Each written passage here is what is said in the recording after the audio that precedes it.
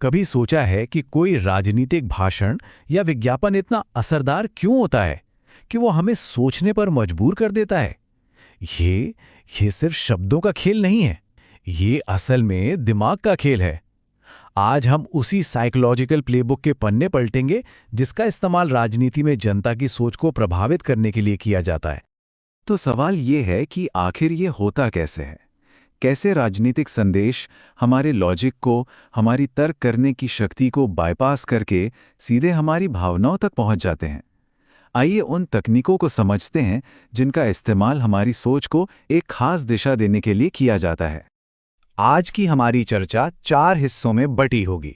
सबसे पहले हम डर और पहचान से जुड़ी रणनीतियों को देखेंगे, फिर हम धोखे और नियंत्रण की तकनीकों पर बात करेंगे और आखिर में ये समझेंगे कि इस पूरी प्लेबुक को कैसे पहचाना जा सकता है। तो चलिए पहली 5 तकनीकों से शुरू करते हैं।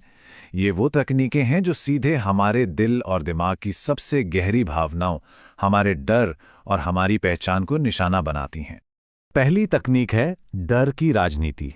जैसा कि नाम से ही जाहिर है, इसका सीधा मतलब है जनता के मन में किसी बड़े खतरे का डर पैदा करना। अभियानों में अक्सर आतंकवाद, बाहरी दुश्मन या आर्थिक संकट जैसे मुद्दों को बहुत बड़ा चढ़ाकर पेश किया जाता है और फिर एक नेता को एकमात्र रक्षक के तौर पर सामने लाया जाता है। इसके पीछे की साइकोलॉजी ये है कि डर हमारे दिमाग के एमिगडाला यानी डर वाले हिस्से को एक्टिवेट कर देता है और जब ऐसा होता है तो हम तर्क से ज्यादा भावनाओं के आधार पर फैसले लेने लगते हैं। सोचिए, किसी देश में चुनाव से ठीक पहले लगातार बाहरी खतरों की बात की जाती है ताकि लोग असुरक्षित महसूस करें और एक मजबूत नेता पर भरोसा करने को मजबूर हो जाएं। अब बात करते हैं दूसरी तकनीक की, पहचान की राजनीति। ये रणनीति लोगों को उनकी जाति, धर्म, भाषा या क्षेत्र जैसी सामूहिक पहचान के आधार पर एकजुट या कहें कि मोबिलाइज करती है। नेता अक्सर खुद को किसी खास समुदाय के प्रतिनिधि के तौर पर पेश करते हैं ताकि उस समुदाय का पूरा वोट उन्हें मिल सके। इसका मनोवैज्ञानिक आधार सोशल आइडेंटिटी थ्योरी है, जिसके मुताबिक हम सब स्वाभाविक रूप से अपने समूह से गहरा जुड़ाव महसूस करते हैं। तो जब कोई नेता कहता है मैं आप में से ही एक हूं, तो ये एक बहुत शक्तिशाली भावनात्मक बंधन बना देता है। जैसे कोई नेता किसी भाषाई समूह के बीच जाकर ये कहे कि आपकी भाषा और संस्कृति खतरे में है और सिर्फ मैं ही इसकी रक्षा कर सकता हूं। तीसरी तकनीक है हीरो वर्शिप यानी नायक पूजा का निर्माण।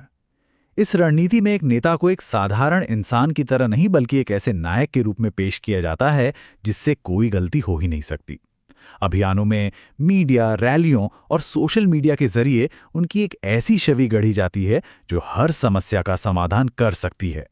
इसका मनोवैज्ञानिक असर ये होता है कि लोग उस नेता में एक आदर्श और शक्तिशाली छवि देखने लगते हैं और धीरे धीरे उन पर सवाल उठाना बंद कर देते हैं। एक तरह का व्यक्तित्व पंथ या पर्सनैलिटी कल्ट बन जाता है। सोचिए, एक नेता की छवि ऐसी बनाई जाती है जैसे वो कोई सुपर हीरो हो जो अकेले ही देश की सारी मुश्किलों को हल कर सकता है। अब आती है चौथी तकनीक और ये बहुत पुरानी है, फूट डालो और राज करो। इसका सीधा मतलब है समाज को धर्म, जाति या विचारधारा के आधार पर अलग अलग गुटों में बांट देना ताकि उनकी सामूहिक शक्ति कमजोर पड़ जाए। राजनीतिक अभियानों में अक्सर ऐसे मुद्दे उठाए जाते हैं जो दो समूहों के बीच तनाव पैदा करें। जैसा कि आप देख सकते हैं, एक तरफ है एकजुट जनता जो मजबूत होती है और सरकार से जवाबदेही मांगती है, और दूसरी तरफ है बटी हुई जनता जो आपस में ही लड़ती रहती है, जिससे सत्ता में बैठे लोगों से सवाल पूछने वाला कोई नहीं रहता। पांचवी तकनीक है झूठे वादों की रणनीति। देखिए, ये तकनीक हमारी उम्मीदों पर काम करती है। हम सभी एक बेहतर भविष्य चाहते हैं, है ना? और राजनेता हमारी इसी इच्छा का फायदा उठाते हैं। वे ऐसे ऐसे वादे करते हैं जो सच होने के लिए बहुत ज्यादा अच्छे लगते हैं। मनोवैज्ञानिक रूप से देखें तो यह हमारे अंदर के आशावाद को निशाना बनाता है।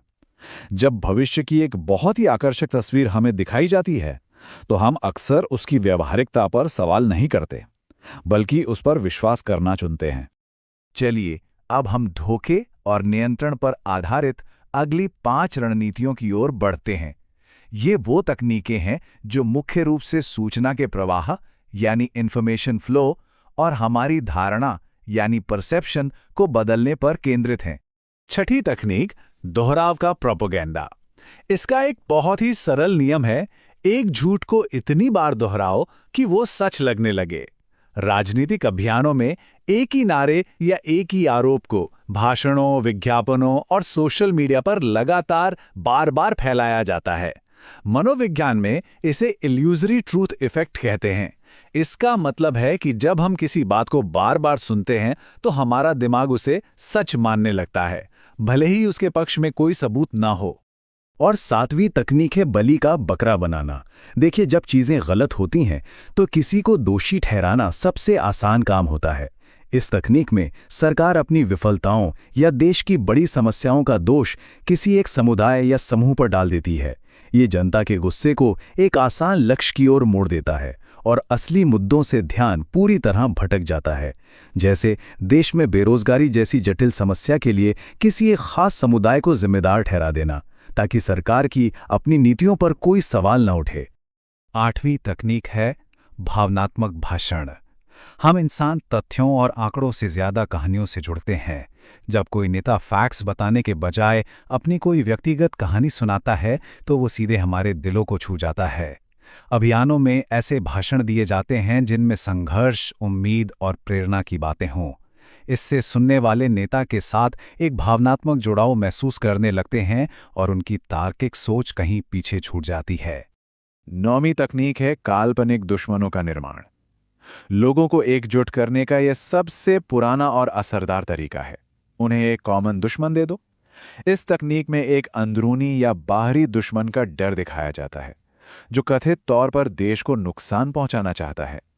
जब हमें लगता है कि हम पर कोई खतरा मंडरा रहा है, तो हम बिना सवाल किए अपने नेता के पीछे खड़े हो जाते हैं, क्योंकि वो हमें उस काल्पनिक दुश्मन से बचाने का वादा जो करता है। और 10वीं तकनीक है सूचना पर नियंत्रण। कहते हैं इंफॉर्मेशन इज पावर, और जो सूचना को नियंत्रित करता है वो हमारी धारणा को भी नियंत्रित करता है। यह तकनीक 3 तरीकों से काम करती है। पहला, कुछ खबरों को बहुत बढ़ा चढ़ाकर दिखाना। दूसरा, जरूरी मुद्दों पर पूरी तरह से चुप्पी साध लेना। और तीसरा, जानकारी को एक खास नजरिए से पेश करना।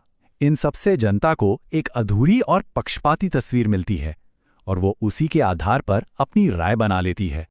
तो हमने ये 10 अलग अलग तकनीकें देखीं, लेकिन असली ताकत तब सामने आती है जब इन सभी को एक साथ इस्तेमाल किया जाता है। इससे प्रभाव का एक ऐसा जटिल जाल बनता है जिसे समझ पाना और उससे बाहर निकलना बहुत मुश्किल हो जाता है।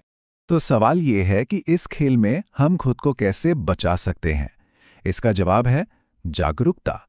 जब हम इन तकनीकों को पहचानना सीख जाते हैं तो इनके असर से भी बच सकते हैं।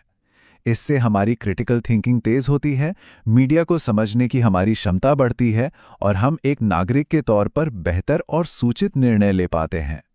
तो अब जब हम इस प्लेबुक के दांव-पेच जानते हैं, तो अगली बार जब कोई राजनीतिक भाषण सुनेंगे या कोई विज्ञापन देखेंगे तो उसे किस नज़रिए से देखेंगे? ये एक ऐसा सवाल है जिस पर हम सबको सोचना चाहिए।